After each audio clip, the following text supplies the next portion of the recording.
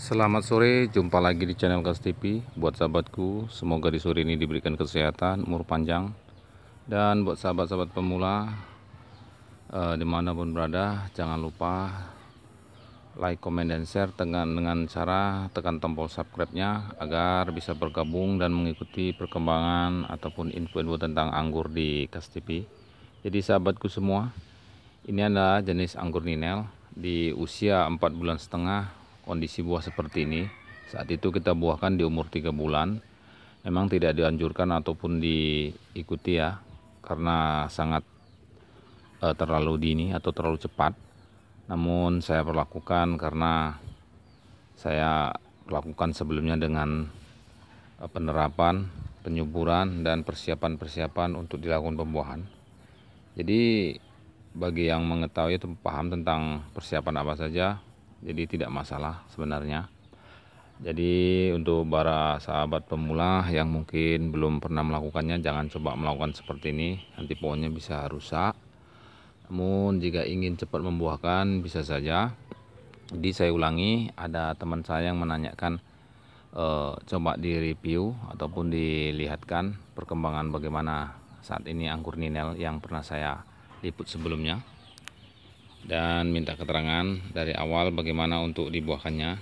Jadi pertama-tama dilakukanlah topping atau penggemburan, perbaikan media tanamnya dengan pupuk kandang, yang artinya pupuk kandang adalah pupuk pelengkap memperseimbang, dimana jika terdapat kekurangan unsur hara dalam tanah, dengan pupuk kandang tadi yang sudah pernah kita fermentasikan mungkin bisa membantu dalam unsur hara makro dan mikronya.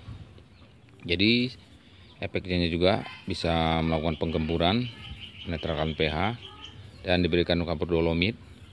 Setelah itu kita topping dengan bantuan-bantuan VOC ataupun kita beri pupuk generatif, dan perbaikan-perbaikan di pohonnya yaitu pembuangan tunas-tunas yang tidak produktif ataupun tunas yang memang tidak kita butuhkan. Lalu dipupuk selama 4 kali selama 1 bulan setiap minggunya, dan dilakukan penyemprotan fungisida dan pestisida agar dalam tahap mencapai pembuahan nantinya ataupun pemangkasan itu tanaman kita tetap baik, tidak terserang jamur ataupun hama.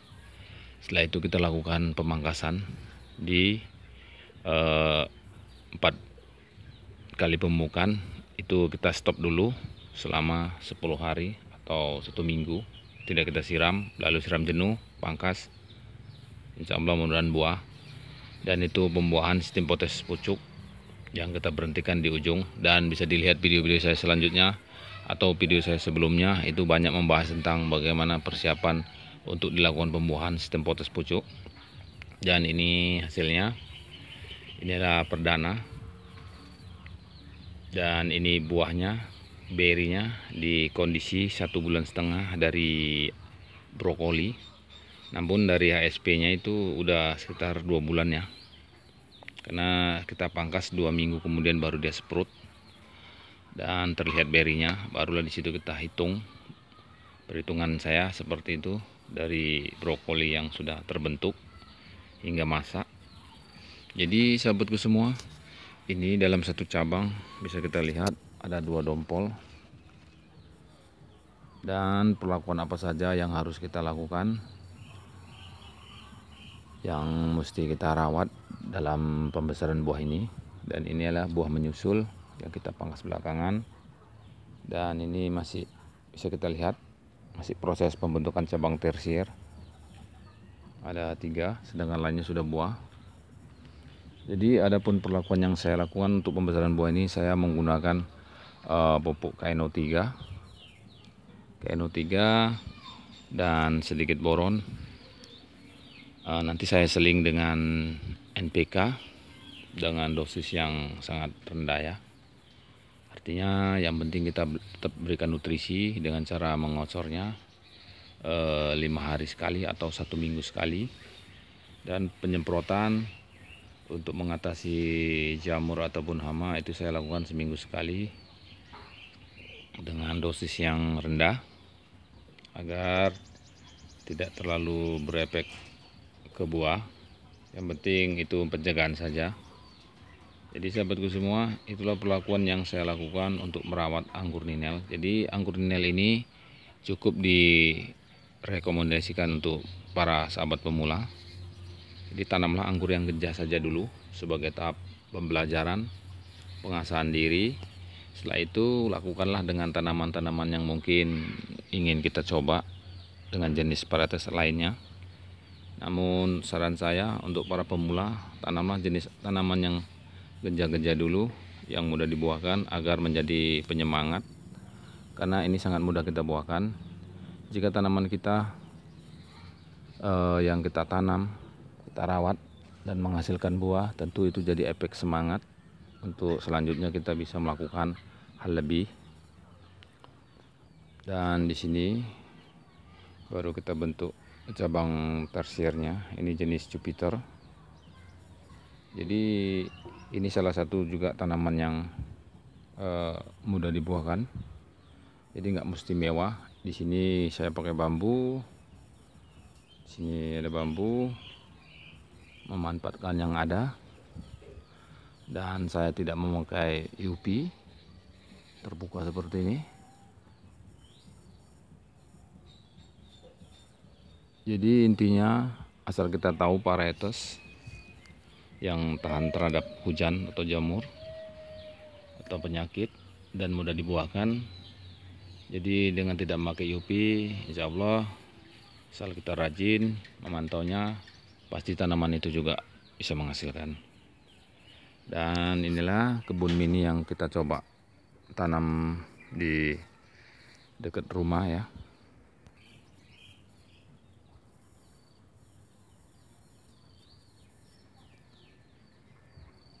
Sini ada coba kita tanam New Pekonur, CRP dan Seedless. Di sini ada kurma. Dan di sini baru kita bentuk cabang sekundernya dari anggur trans. Ini jenis trans. Baru kita rebahkan dan nantinya akan kita pasang tali ya agar menjadi rambatannya. Seperti ini. Ini juga jenis tran. Di sini mulai kita rambatkan. Dan ini ninel. Bisa kita bedakan dari bentuk daunnya. Ninel, pinggor ya. Baru kita tanam. Dan ini jenis Jupiter. Ini hasil on road ataupun cutting yang kita semai.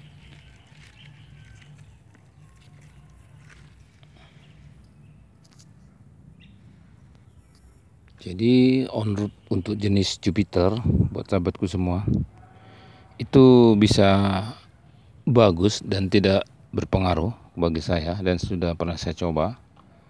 Tidak mempengaruhi dalam pertumbuhan, pembuahan ataupun adaptasinya, karena ini hampir sama kekuatan batang, cabang ataupun jenis kambiumnya. Saya perhatikan seperti anggur Isabella.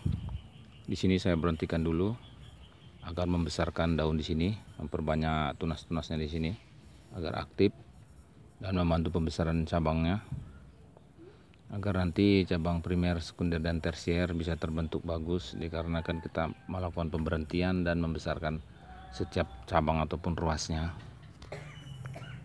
Inilah Jupiter Seedless, dan ini hasil cangkokan anggur akademik. Baru saya tanam sekitar 1 minggu. Jadi sahabatku semua, di sini ada yang hasil on road Jupiter dan akademik dari cangkokan. Sedangkan ini kita lakukan dengan grafting. Kita grafting. Ini jenis ninel. Ini hasil grafting. Dan ini cangkokan. Seperti ini.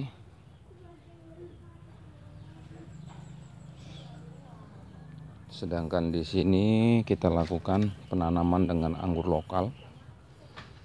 Nanti kita sambung atau kita grafting di lokasi seperti yang bisa saya lakukan. Jadi sahabatku, jika tidak mempunyai bibit grafting ataupun yang sudah tersambung siap untuk ditanam, jadi jika kita mempunyai anggur lokal, ini jenis Isabella, jadi tanam saja seperti layaknya kita menanam anggur import. Lakukan yang baik. Setelah nanti cabangnya membesar, sudah bisa kita sambung. Nanti kita sambung di sini, kita grafting, samcuk ataupun sebagainya. Caranya itu sangat banyak untuk mempermudah. Dan ini New Baikonur NB, bisa dilihat. Ini cangkokan juga, hasil cangkokan. Jadi di sini saya lakukan berbagai perbedaan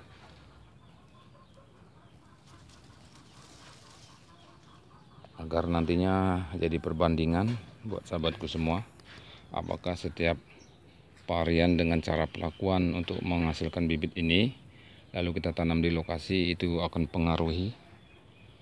Jadi di sini bisa kita lihat sangat aktif tumbuhnya Jupiter ini, tidak berpengaruh. Mudah-mudahan nantinya semua tanaman di sini akan lebih baik. Jadi oke sahabatku, sampai di sini. Mudah-mudahan video ini bermanfaat sebagai penyemangat sahabat pemula. Semoga kita bisa bertemu di video selanjutnya. Jangan lupa like, comment, dan share, dan terus berbagi tentang ilmu pengangguran. Semoga kita menjadi lebih baik dalam melakukan penanaman anggur di Nusantara ini. Sampai di sini. Assalamualaikum warahmatullahi wabarakatuh.